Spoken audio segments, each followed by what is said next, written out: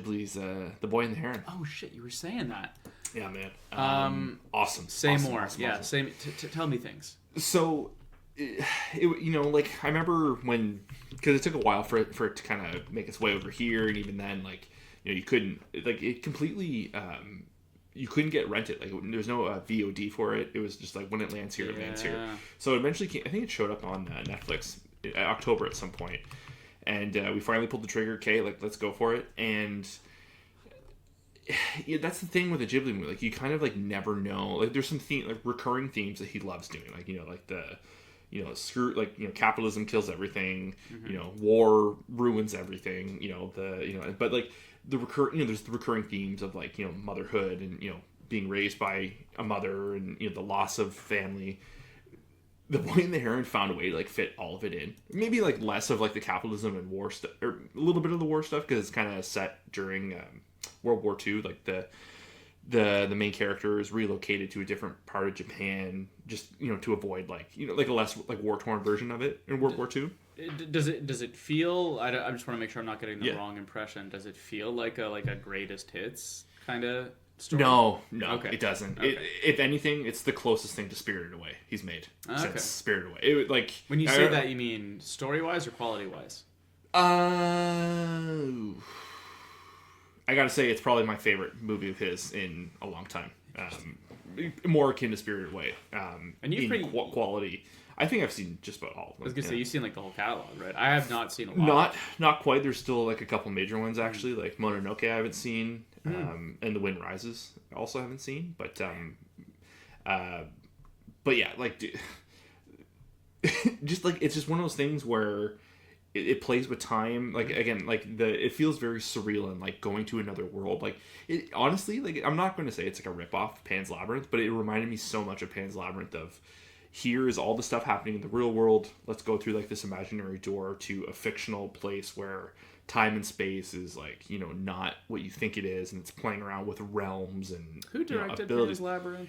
That's Guillermo del Toro. Thought so, yeah. And it's more akin to that, but, like, the weirdness of like, his movies are, quotations weird, but it's like there's kind of, like, a loving, nurturing tone to everything. This feels very, like, hard, and, like, you have to fend for yourself, and there's guiding characters along the way, but like I said, a lot of the recurring themes. But Dave, you have to watch this movie. Like, it's just what they do with the imagery and, like, switching art styles. Like, I've never seen such a hard, like, a bold art style change in any of his movies. Like, it goes at one point, there's like a recurring theme in the movie of, like a nightmare for the main character, of, like, kind of in relation to, like, the fires in Tokyo.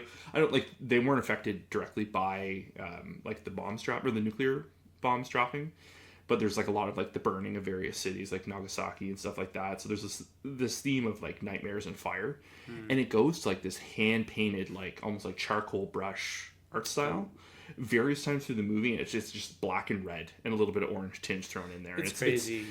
And it's so, like, whoa, like, this is such a vivid, like, it feels like a very real vivid nightmare, and when it transitions to those scenes, it's really, really cool. It's still crazy. Like, we talked about Grave of the Fireflies a long time ago, and just the amount of stuff that you still see to this day that is, like, so firmly, like, etched in just the cultural memory in Japan of pre and post World War II, and how much it had impacted their art and how much it impacted their culture. Is so fucking wild. Yeah. And you feel it in this one, like, almost like it's very much in that tone. War torn Japan. Yeah, but, like, it does outside of, like, those, like, nightmare scenes, like, it does a really good job of, like, you're not like whipping back to, like, war torn of the country. Right. Like, it's like PTSD. It sounds like. You can feel the characters feeling those feelings, and having those emotions, but it's not, like, cutting away and, like, showing it that way. Other than, like, like this, like I said, this charcoal brushing. Right. But the other thing I really liked about this movie in particular, and it's not like I have an issue with Ghibli movies this way, but you kind of, like, not that you know where the story is going, but, like, you kind of feel the beats, like, the motion of, like, oh, they're clearly gonna, this person's gonna betray us, or, like, there's gonna be a fight between these two. This whole movie, it's like, oh, where are we going? It genuinely felt like a mystery every time. Like, they would say, it was the classic case of what you and I love, like, show, don't tell. they would say like, "Oh, who is this?" And like, there's just a reference like, "Oh, who this person is," but they don't explain it. And like, there's moments where Leanne and I were looking at each other. It's like, did she just say that? Did they say who that is? And like, again, they don't explicitly continue it. And then like, as the story progresses, it kind of fills in more details for you. And like, I know it sounds like so obvious. You're pitching like, this pretty well, though, dude. It's really really good. And do they still have that deal with where all the Ghibli movies are on Netflix? I think majority of them are on Disney. This one is on Netflix though. Oh, okay. Yeah. So I can still watch it. 100%. Yeah. Oh, did I tell you I snagged a Cyber Monday or something deal? No. Anyway, I got a new sound bar. Oh, and a sub. Yeah, so I got a sub. Oh, I've been cranking that thing. The soundtracks for these movies are always quite nice as well. Mm-hmm. Great soundtrack. And also, like, you know, one of the more notable characters in the movie is the heron itself, who is just a, like, terrifying, creepy amalgamation of animation. You know, it's in all the trailer. Dude, they found a way to, like, have this heron have teeth. And they explain, like, it's shown why it has teeth. Don't tell me. But, like... So Robert Pattinson is the voice in the English dub. Did you listen to English? Or... No, we listened. We watched the Japanese, and I was like halfway through, and you get to like know this character, and I'm like, I have to watch the dub now because I need to know. It's the first time where you watch and you see this character, like I need to know what they do with this. You know, it's not like Christian Bale or how like. It's, isn't Bale in it too as someone else? Yeah, he's the dad character. They get big. Second names. Ghibli movie's done. Yeah. Yeah, they get big names in those movies. Mm-hmm. Well, it's like everyone wants to be attached to it, right? Like it's. Yeah, man. I went on some. I'll have to look it up and tell you later. But I went on a tear of finding and downloading a bunch of like old classic movies that I hadn't managed to see in a long time. Have you seen a lot of these Akira Kurosawa movies? Like I've seen Seven Samurai. Yeah, and, Ran, Seven Samurai. Ran, yeah, I've seen Ran. I've seen parts of Ran actually. Yeah. Anyway, so I went and I got a bunch of those, and then there's one. I think Tarantino. I saw this long thing. Tarantino says like is one of his favorite movies of all time, or one of his favorite moments of cinema in all time, and it's a Bong Joon-ho movie. Is it Memories of Murder? Memories of a Murder. So good, dude. That's an all-time for me. Of course, you've seen it. Yeah. So I got that one queued up as well. And anyway, I'm excited. God, I gotta get through. Gotta find time. Cut to where I can't even remember if it was on or off mic. We're just bitching about how I just have no time. I just need to make time for all these things. Mm-hmm. Okay, so anyway, it sounds like you were very, very happy with The Boy and the Heron.